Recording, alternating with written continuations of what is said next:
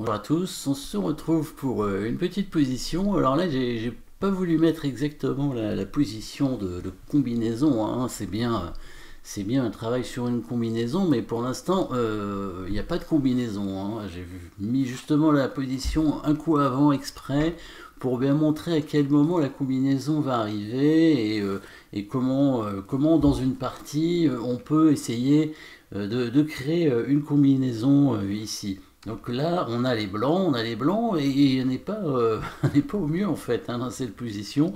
Pourquoi? Parce que la dame blanche est assez excentrée et très hors jeu et vient de se faire enfermer, hein, un petit peu, hein, par le cavalier ici. Alors pour l'instant, pas vraiment de moyens pour les noirs de venir capturer cette dame, bien sûr, mais en deux coups, hein, en deux coups, les noirs auraient la possibilité d'aller chercher la dame. Alors en fait, l'un des moyens, ce serait d'amener la tour, hein, évidemment, l'une des tours sur la colonne. Il y a plusieurs possibilités pour venir avec la tour. Il va choisir une mauvaise solution, hein, donc avec les noirs. C'est pour ça que les blancs vont réussir à créer une combinaison. Alors ici, pour l'instant, la combinaison ne fonctionne pas. Il faut la créer avec les blancs, même si elle n'est pas forcée, c'est ça le problème. Donc la dame blanche hors jeu, au niveau du matériel c'est égalité, hein. Protection du roi, bah, difficile à dire. Pour l'instant, le roi blanc est assez bien protégé avec une chaîne de pions solide. Malgré tout, évidemment, l'attaque du cavalier sur ce pion est sensible, hein. Même de l'autre côté d'ailleurs, hein. Il y a la dame qui pourrait éventuellement arriver comme ça. Et toujours cette dame blanche, comme on disait, hein, qui est hors jeu et bloquée surtout par toutes les pièces noires. Malgré tout, le roi noir est pas tellement en sécurité, hein, et c'est là qu'on peut déjà se poser des questions s'il n'y a pas des possibilités pour venir très rapidement. Si jamais on arrive à ramener la dame blanche sur le roi, il y aurait une option pour venir créer des menaces. Et justement ici, bah, le seul défenseur du roi, c'est la dame noire en fait, pour l'instant. Hein, les autres pièces sont complètement de l'autre côté de l'échiquier. Les tours et les cavaliers sont trop loin pour venir protéger le roi. On va essayer de tenter un piège ici, avec le prochain coup des blancs. Un coup simple, pour l'instant, rien de particulier. La tour qui monte pour venir attaquer ce pion très dangereux, hein. C'est ce pion qui gêne complètement la position des blancs, bien sûr. À cause de ce pion, la dame blanche est bloquée. À cause de ce pion, on n'arrive pas à chasser ce cavalier qui est très embêtant, hein, avec l'attaque sur ces deux pions ici. Et du coup, la tour qui vient simplement attaquer le pion. C'est un coup assez logique. Éventuellement, là, on va essayer de doubler les tours sur le pion à côté du roi. Et ici, les noirs sont tombés dans le piège tendu par les blancs. La précision avec les noirs était déjà d'avoir vu le piège tendu par les blancs, ça c'est sûr, et d'essayer de capturer la dame blanche. Le bon coup avec les noirs, vous pouvez essayer de chercher, il n'est pas facile, hein, le bon coup avec les noirs, donc c'est de venir bloquer cette dame, quitte à laisser ce pion. Donc c'est bien le coup de tour ici en G6 qui était le meilleur, hein, afin de venir prendre la dame. Si jamais la tour prend le pion, on viendrait quand même avec la tour ici, et la dame n'a pas beaucoup de cases, et du coup elle est capturée ici, hein, avec la tour qui prend le pion. Voilà, elle n'a plus de cases du tout, hein, maintenant. Bon, on obtiendrait cette position là qui a l'air quand même pas très bonne pour les blancs, hein, avec une tour et un fou contre une dame. Ça va être position avantageuse pour les noirs, évidemment, probablement gagnante, hein. Je ne sais pas quel pourrait être le meilleur coup ici pour les blancs, hein. Il n'y a pas énormément de possibilités. Peut-être la dame qui peut monter en H5. Oui, avec l'idée de prendre ce pion, hein, puisque la dame en E7 n'est pas protégée, hein. C'est peut-être la bonne option ici. Les noirs qui ont quand même encore des coups d'attaque, hein, comme ce coup de dame qui vient attaquer le pion ici. Et si la tour reprend le pion, toujours avec la même idée, hein, de venir peut-être de venir attaquer la dame. Non, ici on va sacrifier le cavalier sur le pion, oui c'est ça, avec le clouage. Hein. Avec le clouage sur la tour, et cette tour est perdue puisque la dame cloue la tour. Si les blancs tentent de défendre, ils n'y arriveront pas, la dame blanche est trop loin. On change de cible, maintenant c'est la tour qui est prise pour cible avec la dame noire. Voilà, alors qu'est-ce qui s'est passé dans la partie? Donc là c'était la bonne suite pour les noirs qui n'ont pas trouvé et qui sont tombés dans le piège tendu par les blancs, les noirs qui ont simplement défendu leur pion avec la dame ici. Avec l'idée simple de venir capturer la dame blanche avec la tour en H5. Et là, ils sont tombés dans le piège de la combinaison. Maintenant, on peut chercher avec les blancs cette fois le coup. Donc, j'ai pas mis exprès cette position au départ. Je me suis dit, je vais mettre la position un coup avant pour voir un petit peu comment ça peut arriver, comment on peut arriver à créer une combinaison dans une partie. Bon, ici, évidemment, la combinaison a été vue auparavant par les blancs, les noirs ne l'ont pas vue, ils auraient pu faire mieux évidemment. En général, il y a une combinaison parce que l'adversaire a mal joué, ça c'est normal. Il y a forcément celui qui... il y en a un des deux qui a mal joué, sinon on ne peut pas créer de combinaison gagnante. Alors ici, vous avez eu le temps de trouver le bon coup d'attaque pour les blancs, la pointe, contre-attaque, avec le coup de fou ici qui vient en A6 pour attaquer le pion B7, un coup assez inattendu je pense par les noirs, et il fallait que la dame noire s'éloigne du roi, sinon ce coup n'aurait pas fonctionné. Ici les blancs menacent tout simplement prendre le pion, et si les noirs prennent le fou, la pointe c'est que maintenant la case est libérée par la dame, et la dame va pouvoir prendre ce pion qui est maintenant indéfendable, alors que tout à l'heure la dame pouvait le défendre assez facilement. Mais la dame s'est retrouvée hors jeu, ne peut plus défendre le pion. Ici, les noirs n'ont déjà plus de bons coups. Alors ils auraient pu mieux jouer que dans la partie, puisque dans la partie, il a ramené son cavalier, et après dame prend pion, il a abandonné directement, parce que il allait perdre la dame assez rapidement, puisque échec, il allait même se faire mater, probablement.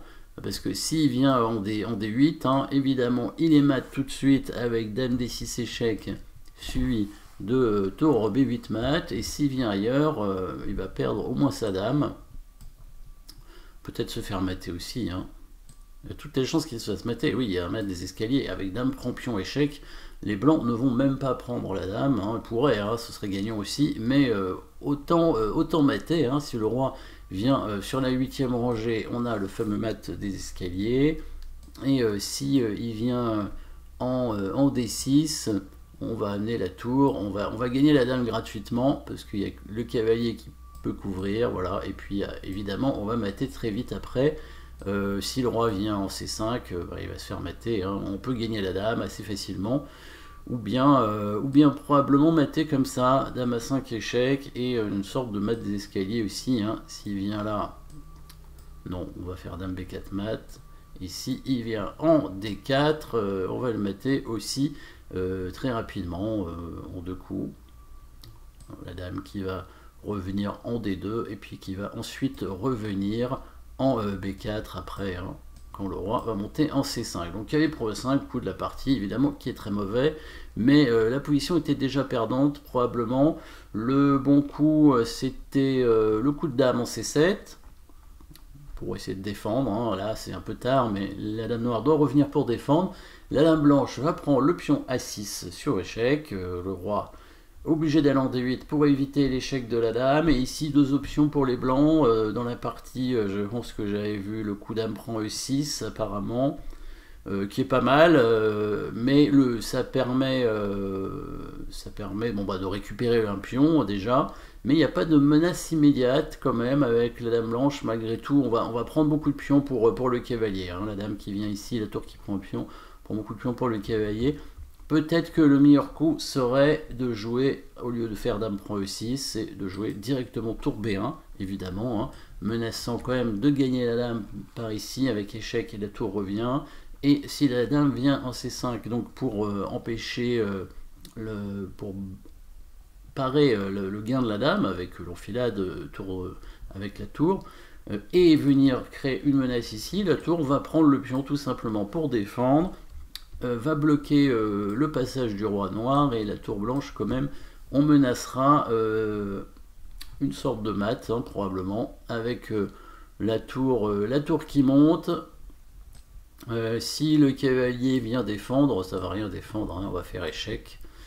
Le roi qui peut tenter de se cacher. Et ici, c'est la tour blanche qui devrait arriver.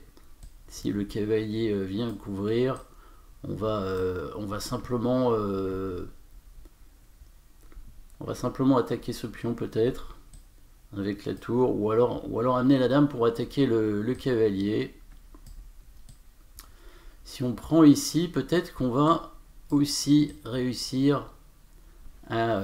ah oui, en faisant échec ici, voilà, on va réussir à gagner la dame. Tour échec ici, et si le roi vient au 8, voilà, on va prendre ce pion suivi du mat, et si le roi vient au D8, on pourra menacer mat aussi de façon imparable, probablement dame B7, hein, simplement, avec plein de menaces différentes, hein, dame, principalement dame D7, mais aussi, suivant ce qu'il joue, on pourra jouer dame A8, hein, avec un mat des escaliers.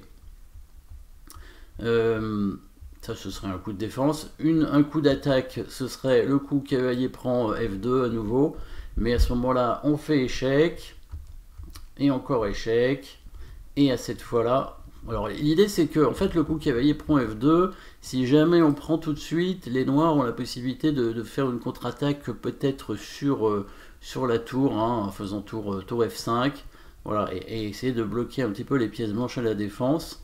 On fait d'abord cet échec, afin de placer la tour sur la meilleure case. Le roi est obligé de revenir à chaque fois en D8 pour éviter que la dame blanche ne prenne le pion sur échec.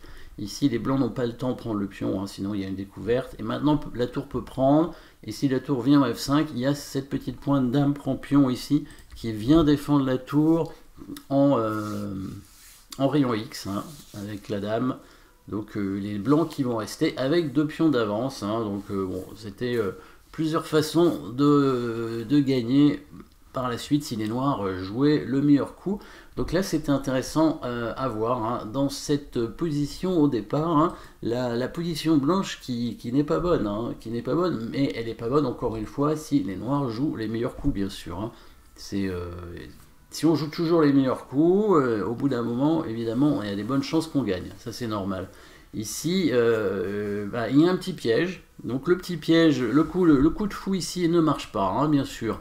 Parce que maintenant, si la dame vient, la dame revient défendre le pion. Et là, il y en a simplement un cavalier de retard avec les blancs, hein, et pas d'attaque sur le roi, enfin pas immédiate en tout cas. Les pièces noires vont avoir le temps de revenir, hein, à la fois le cavalier ou l'une des tours. Et donc il faut d'abord créer une menace à côté, histoire de dire, bon j'attaque ce pion, comment allez-vous le défendre, petite question. Et le but, ici, les noirs ne devaient pas le défendre justement, hein, et c'est ça la difficulté probablement pour les noirs à ce moment-là. Voilà. Merci d'avoir suivi cette position un petit peu différente, hein. C'était une combinaison évidemment, mais aussi une préparation de combinaison. Voilà, bonne journée, à bientôt.